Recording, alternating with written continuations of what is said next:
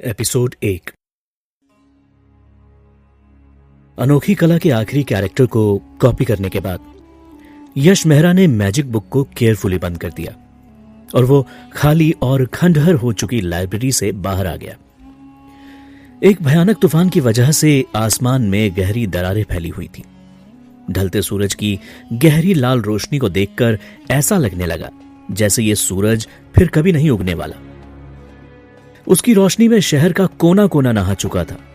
घना कोहरा भाप बनकर उड़ने लगा। सिर्फ एक शेल्टर टावर जो कि शहर के सेंटर में था अभी भी काम कर रहा था, लेकिन उसकी धुंधली टिमटिमाती हुई रोशनी आज भी उस बूढ़े आदमी के बारे में सोचने पर मजबूर करती है जिसने अपनी जिंदगी का सबसे कीमती वक्त इस शहर यानी वेदनगर सिटी के इस शेल्टर टावर को 3000 साल तक बचाकर रखने के लिए दिया। इसके साथ ही टावर में पड़ने वाली दरारें और उसकी टूटी हुई दीवारें लोगों को यह बात भी याद दिला रही है कि यह एरा अब खत्म होने वाला है। यह मैजिकल न्यू क्रिएशन की दुनिया थी, एक ऐसी दुनिया जिसने एक शानदार मैजिकल सिविलाइजेशन को जन्म दिया। लेकिन तिलिस्मी ताकतों में आ रही कमी की वजह से यह एरा खत्म होने के कगार पर है। यहां इंसानों ने सही मायने में मैजिक की अनइमेजिनेबल ऊंचाइयों को हासिल किया है। यहां एक वक्त के जो जादूगर थे उनके पास ऐसी ताकतें हुआ करती थी जिससे वे पूरी दुनिया के 2 टुकड़े कर देते। उन्होंने अपने आप को लिविंग गॉड्स कहलाना शुरू कर दिया था। इनफैक्ट अगर तिलिस्मी ताकतों का इस्तेमाल नहीं किया गया होता तो उनमें से कई ऐसे जादूगर भी थे जो सचमुच भगवान की तरह हमेशा के लिए अमर हो जाते। लेकिन इंसान दिन पर दिन कमजोर होने लगे, जैसे जादू का एक बड़ा शिप अभी तक किसी अनजान पोर्ट पर खड़ा हुआ हो। डरावनी जादुई क्रिस्टल कैनन की कान के पर्दे फाड़ देने वाली आवाज अब नहीं सुनाई पड़ती। अब उन अनगिनत मैदानों में फिर से शांति छाई हुई है। यहां तक कि एक वक्त में जो जादूगर भगवान को भी चैलेंज करने की ताकत रखते थे उनका भी आखिरकार पतन शुरू हो गया था। अब उन लोगों के पास कोई ताकत नहीं बची थी। न्यू क्रिएशन के खात्मे के साथ एक एक करके वे सारी चीजें बस इतिहास की राख के ढेर में कहीं दफन होकर रह गई थी। बस एक ही चीज जो वो लोग अपने पीछे छोड़कर गए, वो मैजिक बुक्स उस पुरानी लाइब्रेरी में रखी हुई थी जिन्हें यश मेहरा पढ़ रहा था। उनमें से हर एक बुक में उन लोगों की जिंदगी भर के तजुर्बे और नॉलेज को शामिल किया गया है। उनमें ऐसी बहुत सारी चीजें थी जिसकी वजह से कोई भी जादूगर खुशी के मारे पागल हो जाता। लेकिन अब यह सारी किताबें लाइब्रेरी में ऐसी ही पड़ी हुई थी और उन पर धूल जम चुकी थी।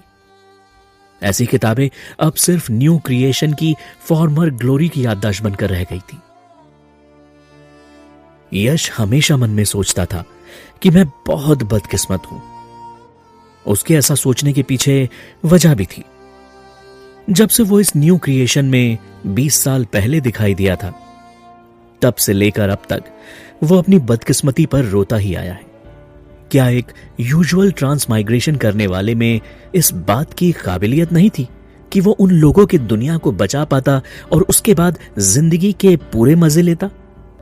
उसे अपना खाना ढूंढने के लिए रेगिस्तान में शिकार करने की जरूरत क्यों पड़ती थी? उसे अपने आप को उस दुनिया में दफना कर रखने की क्या जरूरत थी जो अब खत्म होने के कगार पर थी? उसके साथ यह तो बहुत ज्यादा अनफेयर था। सबसे कम उसे अपना अंत एक बेटर टाइम पीरियड में करना चाहिए था, जैसा कि न्यू क्रिएशन के काउंटलेस ईयर्स पहले। यश ने आह भरते हुए कहा, उफ। वो अब अपने थकान भरे शरीर के साथ एक खामोश सड़क पर चुपचाप आगे बढ़ने लगा। उसके आसपास की उस जगह में किसी भी तरह की कोई भी हलचल नहीं थी। इससे उसे एहसास हुआ कि जैसे वो इस दुनिया में एक ऐसा अकेला शख्स रह गया है जो अभी तक जिंदा है। खामोशी में लिपटे हुए शहर को देखकर तो ऐसा लग रहा था जैसे कि वेदनगर एक घोस्ट टाउन में बदलने वाला था। आगे आने वाले कल ने यश को अंदर तक हिला दिया था। चलते चलते यश को कुछ महसूस हुआ और वो बोल उठा, ये सही नहीं है, यहां बहुत ज्यादा ठंड है। यश वेदनगर में 20 सालों से रहता आया था और इस वजह से वो सूरज की झुलसा देने वाली गर्मी और उस रेगिस्तान में रहने का आदी हो गया था। पिछले 20 सालों में उसने इस तरह की ठंड कभी महसूस नहीं की। उसे ऐसा लगा जैसे उसके कपड़ों में वाइपर घुस गया हो। उसे अपनी पीठ पर एक जकड़न सी महसूस होने लगी। यश के चेहरे पर डर साफ दिखाई देने लगा। उसने अपना सिर उठाकर आसमान की तरफ देखा, जिसे देखते ही उसका शरीर डर से पीला पड़ गया। वेदनगर का आसमान उस वक्त घोर अंधेरे से भरा था। धरती और आसमान के बीच जितनी भी रोशनी थी, उसे एक अनंत अंधेरा निगल गया।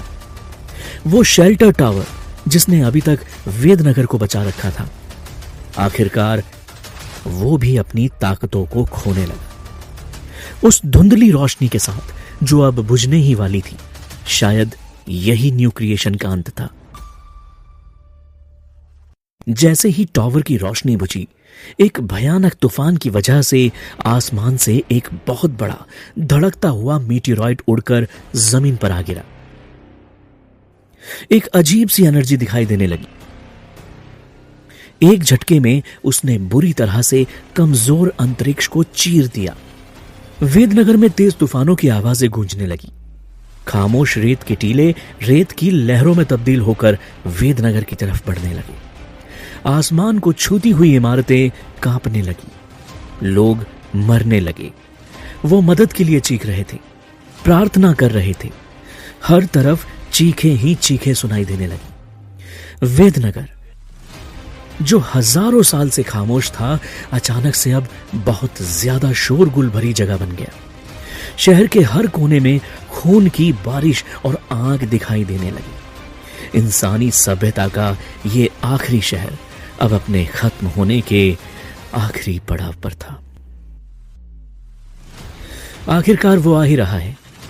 यश अपने घर के बाहर झांकते हुए खड़ा था। वो हैरान होकर इस सिचुएशन को देख रहा था। इसके बाद उस अनंत अंधेरे ने जैसे सब कुछ निगल लिया। आखिरकार यश मेहरा नींद से जागा। उसने देखा कि आसमान फिर से नीला है। अब आसमान में ऐसा कुछ भी नहीं जो मंजर उसने देखा था। लाल खूनी सूरज भी अब आसमान में नहीं दिखाई दे रहा था। उसने एक और बात पे गौर किया। अब उसे दूर तक फैला हुआ रेगिस्तान भी नहीं दिखाई दे रहा था। सामने थे घने जंगल, दूर दूर तक फैले हुए पहाड़, बहती हुई नदियां। दुनिया में जितनी भी चीजें उसे अब दिखाई दे रही थी, उन सब में जिंदगी अलग अलग तरह से नजर आ रही थी। या ये कहें, हर चीज में अपनी एक रूहानी तिलस्मी ताकतें दिखाई दे रही थी। फाइनल एरा से कंपेयर करने पर अनगिनत सालों पहले इस युग का न्यू क्रिएशन किसी नए नए अमीर बने बेशर्म शख्स के समान था, जिसमें भरपूर रूहानी तिलस्मी ताकतें हर जगह मौजूद थी। यहां तक कि यहां की हवा में भी रूहानी तिलस्मी ताकतों की स्ट्रॉन्ग ऑरा की लहर दिखाई देने लगी।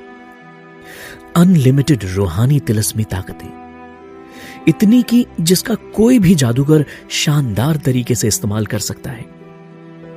यश के लिए यह सब एक नए सपने जैसा था, जिसने उस एरा में अपनी जिंदगी का 20 साल से ज्यादा लंबा वक्त गरीबी और मुफलिसी के बीच गुजारा। वो हमेशा से ही थोड़ी बहुत रूहानी तिलस्मी ताकतें हासिल करने की कोशिश करता था। उसके लिए तो यह जगह किसी जन्नत से कम नहीं, एक ऐसी जन्नत जिसकी उसने हमेशा से ख्वाहिश की। लेकिन फिर भी जब यश की नींद ऐसी जन्नत में खुली, तो भी वहां खुश रहने का उसके पास जरिया नहीं था। उसने अभी अभी इस बात को महसूस किया कि उसका एक अनजान शरीर पर कब्जा हो गया है। दरअसल उसका शरीर बदल चुका था। जो याददाश्त उसके दिमाग में बाकी बची, उसकी वजह से उसे बस इतना याद रहा कि इस शरीर का ओरिजिनल ऑनर कोई महेंद्र मंडल नाम का शख्स है और वो एक बहुत मेहनत करने वाला 9th रैंक का जादू सीखने वाला व्यक्ति है। जो एक बहुत बड़े और पुराने जादूगर शैतान सिंह का चेला हुआ करता था। महेंद्र के पिता का नाम गजेंद्र मंडल था। उनका केमिकल्स का बिजनेस था। वो सोने को चमकाने के काम के इंचार्ज हुआ करते थे। इस महानगर में उनका केमिकल बिजनेस ग्रुप में टॉप 7th रैंक का बिजनेस हुआ करता था। देखने में सब कुछ बढ़िया था, एक शानदार परिवार और एक प्रॉमिसिंग फ्यूचर। बदकिस्मती से यहां भी ये सब अतीत की बातें थी। महेंद्र सच में बहुत बदकिस्मत था। उसने अभी अभी बस एक 9th रैंक मैजिक अप्रेंटिस बनने की दहलीज पर कदम ही रखा था, जिसकी बदौलत वो अब ब्लैक गाउन पहनने और एक रिस्पेक्टेड मैजिशियन बनने से बस एक ही कदम दूर था। तभी उसके अमीर पिता का एक्सीडेंट हो गया और फ्लैशिंग गोल्ड बिजनेसमैन ग्रुप के लोग जिस जहाज में सवार थे उसे एक भयानक तूफान ने निगल लिया। महेंद्र के पिता गजेंद्र मंडल भी उन लोगों में शामिल थे। सैकड़ों लोग उस तूफान में घिरकर अपनी जान गंवा बैठे और जो बेशकीमती सामान उन लोगों के पास था वो भी समंदर की गहराई में समा गया। यह एक बहुत बड़ी त्रासदी थी जिसने पूरे महानगर में खलबली मचा दी थी। लेकिन यश का इन सबसे क्या मतलब?